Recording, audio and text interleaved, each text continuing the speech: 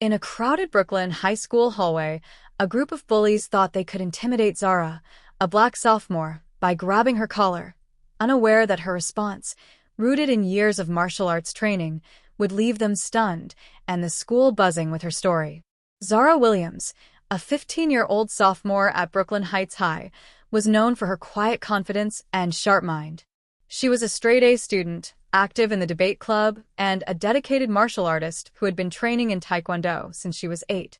Her father, a firefighter, and her mother, a nurse, had raised Zara and her older brother in a tight-knit family, emphasizing discipline and self-respect.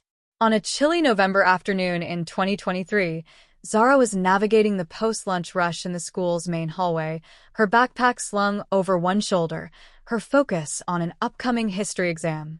She didn't notice the three girls, Jasmine, Kayla, and Tiana, watching her from a nearby locker bank.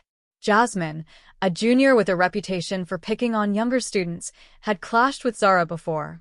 It started weeks earlier when Zara, during a debate club meeting, had calmly dismantled Jasmine's argument in front of their peers.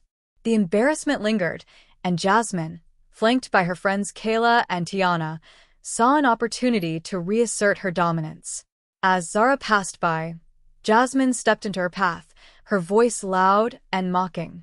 "What's the hurry, brainiac?" she said, drawing laughs from Kayla and Tiana. Zara, used to ignoring petty taunts, tried to move past, but Jasmine grabbed her jacket collar, yanking her back. "I'm talking to you," Jasmine snapped, her grip tightening. Kayla and Tiana closed in, forming a semicircle, their smirks daring Zara to react. The hallway was packed with students, some slowing to watch, others hurrying to class. Zara's heart pounded, but her training kicked in: stay calm, assess, act only if necessary. She looked Jasmine in the eye and said, "Let go of my jacket." Her voice was steady, but Jasmine laughed, tugging harder. "Or what?" she taunted. "You gonna cry to a teacher?" Kayla chimed in. "She thinks she's tough 'cause she's in that nerdy debate club." Tiana shoved Zara's shoulder, pushing her closer to Jasmine. The crowd grew, phones emerging as students sensed a fight brewing. Zara's mind raced, recalling her Taekwondo instructor's words: "Use your skills to protect, not to harm." She didn't want to fight, but she wouldn't let this escalate further. Zara took a deep breath, her body shifting into a subtle stance, feet apart, knees slightly bent. "I'm asking you one more time," she said. "Let go." Jasmine, misreading Zara's calm as fear, tightened her grip and leaned in, her face inches from Zara's. That was the moment Zara acted. With a swift motion, she grabbed Jasmine's wrist, twisted it outward in a controlled Taekwondo disarm, and stepped back, breaking the hold without causing injury. Jasmine stumbled, caught off guard, her confidence shaken. Kayla lunged forward, swinging a sloppy punch, but Zara sidestepped, using Kayla's momentum to guide her into Tiana, who caught her friend to keep her from falling. The entire exchange lasted seconds, but it left the bullies stunned and the crowd gasping. Zara stood her ground, her posture relaxed but ready. "I don't want to fight," she said, loud enough for the onlookers to hear. "But you don't get to touch me." The hallway was silent for a moment, the students processing what they'd seen. Jasmine, rubbing her wrist, tried to save face. "You're lucky I don't want to mess up my nails," she muttered, but her voice lacked conviction.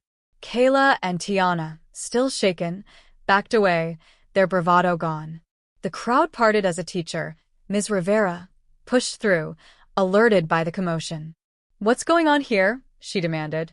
Students began talking at once, some pointing at Jasmine, others praising Zara's restraint. Ms. Rivera, a no-nonsense history teacher, took charge. She sent Jasmine, Kayla, and Tiana to the principal's office and asked Zara to follow. Zara, still composed, explained exactly what happened, emphasizing that she only defended herself. Several students, including a shy freshman named Mia who had recorded the incident, backed her up. The video, shaky but clear, showed Jasmine grabbing Zara's collar and Zara's swift, nonviolent response. By the time the school day ended, The clip had been shared across group chats, spreading to social media with captions like "Brooklyn girl shuts down bullies" and "Don't mess with Zara." The school administration acted quickly. Principal Carter, aware of the video's spread, met with Zara and her parents that evening. Zara's father, Michael, was proud but concerned, asking if the school would protect his daughter from retaliation. Principal Carter assured them that Jasmine, Kayla, and Tiana would face suspension for initiating the confrontation. Zara, cleared of wrongdoing, was commended for her restraint. The principal also reached out to Zara's Taekwondo instructor, Master Kim, to verify her training and confirm that her actions aligned with self-defense principles. Master Kim, a respected figure in the community, praised Zara's discipline, noting that she used the least force necessary. By the next morning, the video had gone viral, amassing tens of thousands of views. Local news outlets picked up the story, framing it as a powerful example of standing up to bullying without resorting to violence. Zara, initially overwhelmed by the attention, agreed to an interview with a Brooklyn-based reporter after her parents encouraged her to share her perspective. "I just wanted them to stop," she told the reporter. "I've been training for years to stay calm in situations like that. It's not about fighting, it's about protecting yourself and walking away." Her words resonated, especially with other teens who had faced similar harassment. The fallout for Jasmine, Kayla, and Tiana was swift. Their suspension lasted a week, and they were required to attend counseling sessions on conflict resolution. Jasmine, the ringleader, faced additional scrutiny when her parents were called in. They were shocked, having been unaware of her behavior. The girls' social standing at school took a hit, their clique losing its influence as students rallied around Zara. The incident also prompted Brooklyn Heights High to revisit its anti-bullying policies. Principal Carter announced a school-wide assembly on respect and conflict resolution, inviting Zara's Taekwondo instructor to speak about discipline and self-defense. Zara's story spread beyond the school. Community organizations in Brooklyn reached out, inviting her to share her experience at youth forums. A local martial arts academy offered her a scholarship to continue her training, though Zara politely declined, happy with Master Kim's dojo. Her classmates, once indifferent, now saw her in a new light, some even asking her to teach them basic Taekwondo moves.